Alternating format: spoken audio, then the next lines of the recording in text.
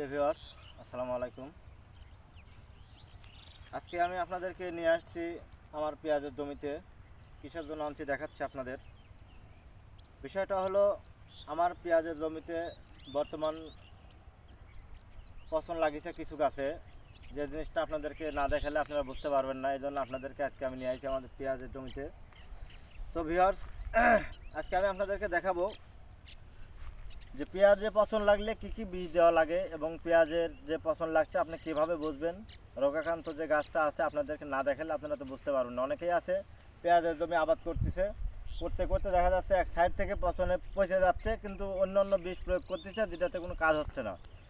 তো ভিউয়ার্স, একটা জিনিস মাথায় রাখতে হবে, যখন যে জিনিসটা যে গাছের জন্য প্রয়োজন সেটাই আপনাকে দিতে হবে। পচন লাগলে পচনের বীজটা দিতে হবে, ভিটামিনের প্রয়োজন হলে ভিটামিন দিতে হবে। তো ভিউয়ার্স, আরেকটা কথা মাথায় রাখেন, সেটা হচ্ছে জমিতে যে কোনো ফসলের জমিতে যখন পচন লাগবে তখন আপনি কোনো ভিটামিন জাতীয় বীজ স্প্রে দেবেন না, তাহলে কিন্তু আপনার বেশি ক্ষতি হওয়ার সম্ভাবনা থাকবে।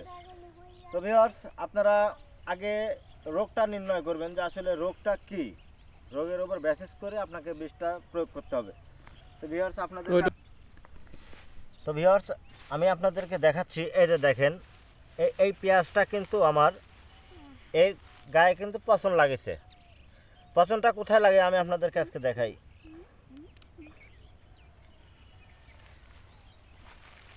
এই যে দেখেন পচন, দেখছেন? এই দেখেন গাছটা কিন্তু আপনার আস্তে আস্তে নষ্ট হয়ে যাচ্ছে। কেন নষ্ট হচ্ছে? এটাতে এই শিকড়ে পচন আছে, এই পেঁয়াজটা পচন আছে। এই যে দেখেন কয়েকটা শিকড় কিন্তু ভালো আছে, যার কারণে গাছটা এখনও বেঁচে আছে। এই যে দেখেন পচন, এই পচনের নামটা বলে হলো খোলপচরা পচন, যাকে অনেকে ব্লাস্ট হিসাবে পরিচিত। তো ভিউয়ার্স, তাহলে আপনার কি করতে হবে? এই পচনের ক্ষেত্রে আপনাকে কিন্তু বীজটা প্রয়োগ করতে হবে রিসেন্টলি। আপনি যদি বীজটা প্রয়োগ না করেন তাহলে কিন্তু আপনার জমিতে অনেক ক্ষতি হয়ে যাওয়ার সম্ভাবনা থাকবে। তো ভিউয়ার্স, চলেন দেখাই আমি আপনাদেরকে কী বীজটা দেবো প্রাথমিক অবস্থাতে। সেই বীজটা আপনাদেরকে এখন আমি দেখাবো কিভাবে দিতে হয় এবং কি পরিমাণে বীজ, কিভাবে কোন ডোজটা এই জমিতে এখন প্রয়োগ করতে হবে।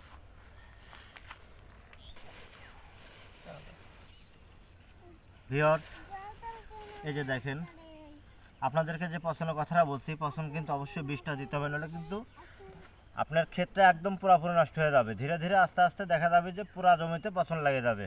সেক্ষেত্রে কিন্তু আপনার বীজটা অবশ্যই আপনাকে দিতে হবে। আমি আজকে প্রাথমিক অবস্থায় প্রথমত এই বীজটা ব্যবহার করব। এই যে দেখেন এমজল, এটা হলো ইনতেফা কোম্পানির। এটার কার্যকারিতাও কিন্তু অনেক সুন্দর, এর আগেও আমি ব্যবহার করছি, অনেক সুন্দর রেজাল্ট পাইছি। তার কারণে আজকে আমি আমার পেঁয়াজের জমিতে ব্যবহার করতেছি। আপনারা ব্যবহার করলেও আমার একটা বিশ্বাস যে এর কার্যকারিতা পাবেন। তো ভিউয়ার্স, এটা কিন্তু আমার আরেকটা জিনিস, সেটা হচ্ছে আপনাদেরকে বলি, প্রতিটা পচনের বিষ কিন্তু আপনাকে প্রতি লিটারে 1 মিলিমিটার হারে জমিতে প্রয়োগ করতে হবে। বেশি পরিমাণ যদি পচনের বিষটা পড়ে অনেক সময় দেখা যায় এর কিন্তু সাইড ইফেক্ট আছে, গাছটা কিন্তু অনেক সময় দুর্বল হয়ে পড়ে, আর দুর্বল হলে কিন্তু আপনার জমিতে ওই সার ফাঁস পরবর্তী টাইমে বেশি লাগবে। সেক্ষেত্রে আপনার অবশ্যই মাথায় রাখতে হবে প্রতি লিটারে 1 মিলিমিটার হারে কিন্তু আপনার স্প্রেটা করতে হবে। এই যে দেখাই ভিউয়ার্স, এই যে দেখেন আমি কিন্তু মুখ খোলাই রাখছি আগেই। এটা কিন্তু আপনার মিলিমিটার যন্ত্র, যেটা দিয়ে আপনি মাপে বিষটা গুলাই নিতে পারেন। এটা কিন্তু 15 মিলি। সেক্ষেত্রে এই যে দেখেন ঠিক এইভাবে আপনার ভরে তারপরে পানির মধ্যে ছেড়ে দেওয়া লাগবে।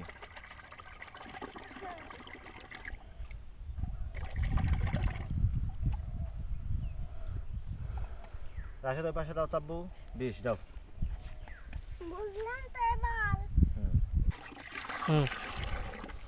বিষটা কিন্তু আপনাদের পরিপূর্ণভাবে গোলায় নিতে হবে। অনেক সময় কিন্তু পচনের বিষটা এক একটা কোম্পানির এক একটা বিষ, এক এক রকম বিষ আছে, অনেক সময় দেখা যায় অনেক কিন্তু হার্ড হয়। সেক্ষেত্রে আপনার কিন্তু পরিপূর্ণভাবে এটাকে গোলায় নিতে হবে। ব্যাস, আমার গোলানো কিন্তু হয়ে গেছে। এখন আমি এটাকে ঢোপে তুলবো।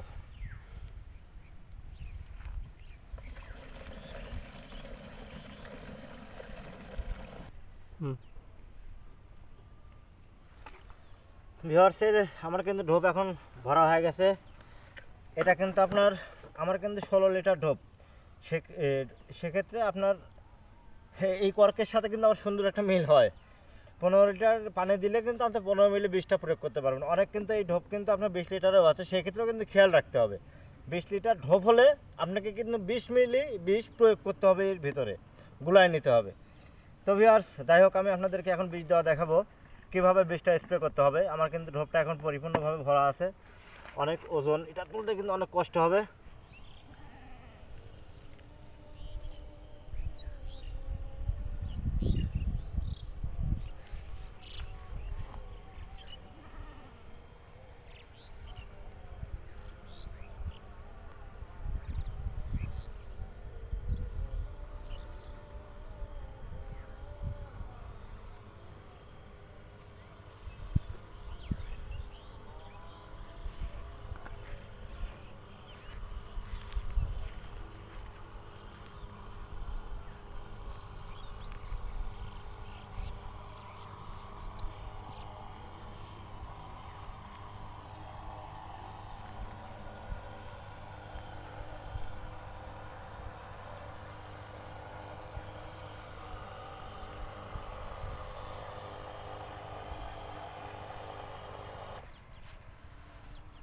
তো ভিউয়ার্স, আপনারা দেখলেন আমি কিন্তু বিষটা দিলাম বা দিচ্ছি, এখনও দেওয়া শেষ হয় নাই আমার।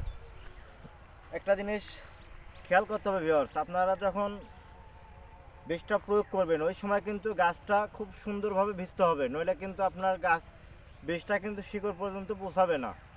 পচনের বিষটা দেওয়ার নিয়ম হচ্ছে, আপনার যত গাছ সুন্দর করে ভিজায় দেবেন তত কিন্তু বিষটা সোয়ে সোয়ে শিকড় পর্যন্ত পৌঁছাবে, তখন কিন্তু কার্যকরী ক্ষমতাটা দ্বিগুণ বেড়ে যায়।